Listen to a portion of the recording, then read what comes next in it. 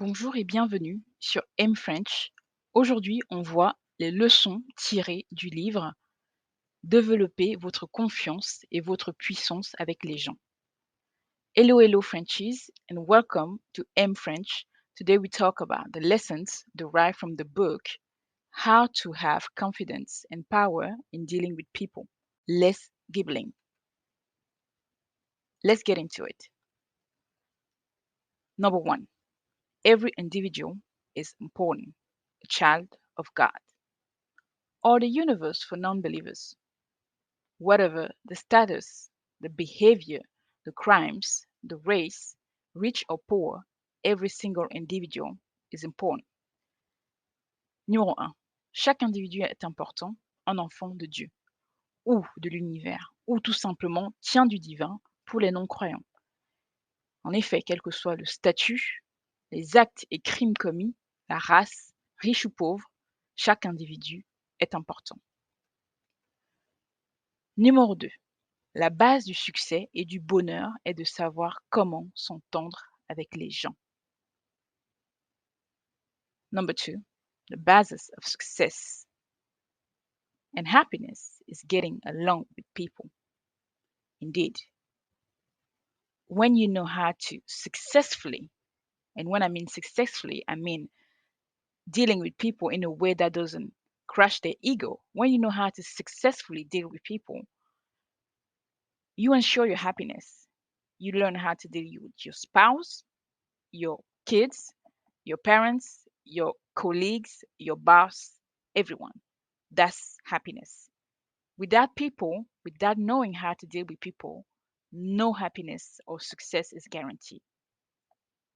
Number 3, the key for successful human relationship is to know human nature as it is and not to focus on how we wish it to be.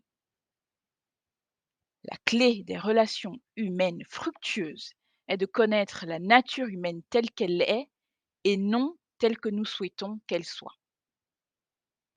D'ailleurs, les personnes avec une habilité limitée dans les relations humaines sont en général celles qui se plaignent de la cruauté du genre humain. People with little agility in dealing with people are usually the ones who complain about the wickedness and cruelty of human nature. So, learn how to deal with people by learning how human nature works, really, and not by wanting human nature to be any other way. 4. A vain, arrogant, pretentious, rude, authoritarian person suffers from low self-esteem. Une personne vaniteuse, arrogante, prétentieuse, rude et autoritaire souffre d'une faible estime de soi. En effet, l'homme qui a une haute opinion de lui et une estime de soi saine n'est ni arrogant ni prétentieux. De tels comportements dénotent plutôt une faible estime de soi. Numéro 5. FESFP. Autrement dit, faible estime de soi égale friction et problème. En effet, les gens possédant une faible estime de soi sont souvent source de friction et de troubles autour d'eux. Number 5. LSMFT, low self-esteem means friction and trouble. Number 6.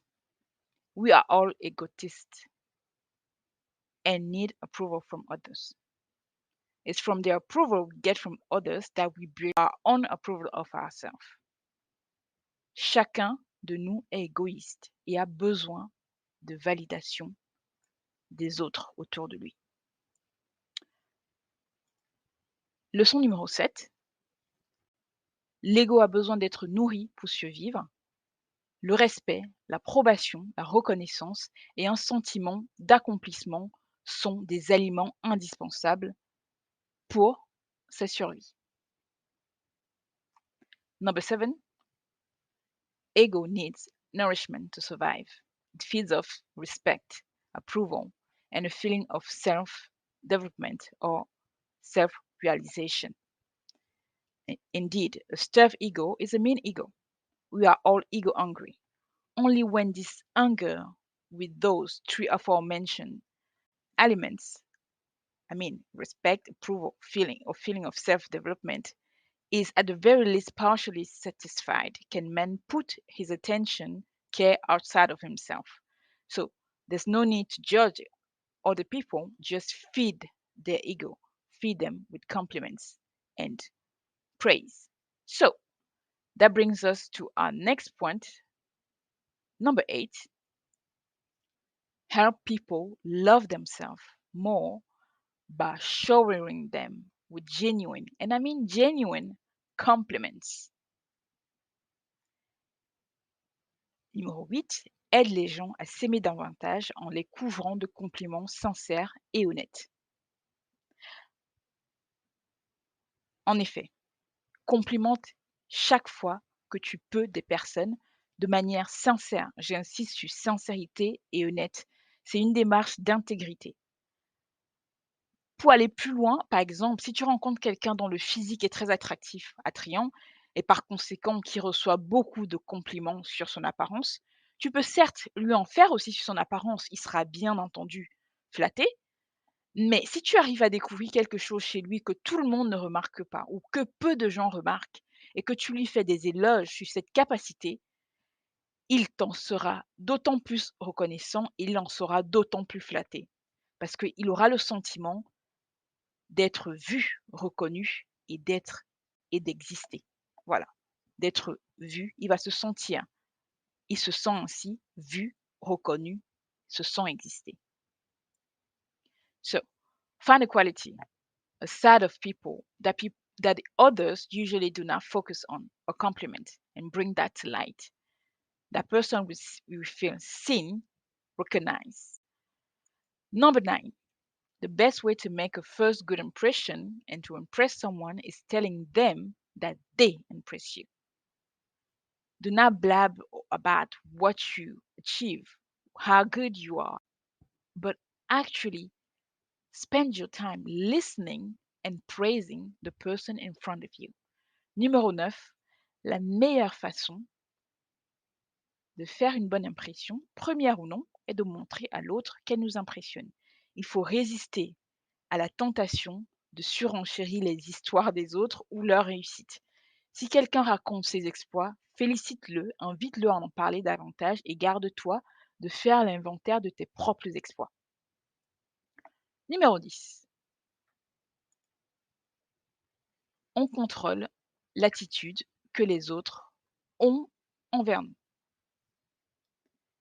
We control the attitude that people have towards us. Always. Which means if you are enthusiastic, they are. If you yell, they yell. If you feel confident, they have faith in you. Worse, if you think less of yourself, they might even treat you like less of. Il a été démontré qu'une personne qui parle avec une autre par téléphone, qui hausse le ton, la personne en face ne peut s'empêcher de faire pareil. Les autres nous renvoient systématiquement notre humeur ou même notre opinion de nous comme un miroir. Si nous sommes hostiles, ils le sont en retour. Il faut donc adopter l'attitude qu'on attend de l'autre ou chez l'autre. C'est plus facile ainsi. Numéro 11. La meilleure façon de faire acquérir une vertu à un autre est de la lui imputer. Comme le dit si bien Emerson, faites confiance aux hommes et ils seront honnêtes avec vous. Number 12. Number 11, actually. The best way to make someone acquire a quality is by acting like they already have it. So, since you made it this far, let me give you a few bonus, the things that I have applied directly after reading the book. Number 1, give one sincere compliment each and every day. Sincere, intègre, honest. Numéro 1, faire une louange sincère et vraie à quelqu'un chaque jour. Very important.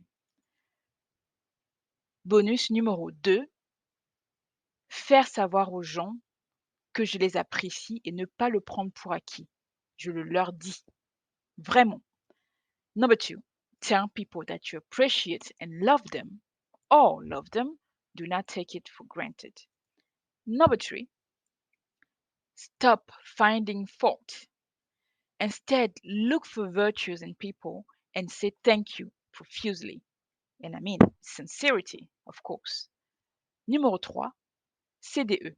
Cessez de découvrir des erreurs et des défauts chez les autres et au contraire, cherchez des qualités, complimentez, dis merci à profusion. De manière sincère, j'insiste beaucoup là-dessus, et ne pas attendre un geste ou un accomplissement exceptionnel pour le faire. Le bonheur est dans les petites choses. Toujours s'en souvenir de ça. That was it for today.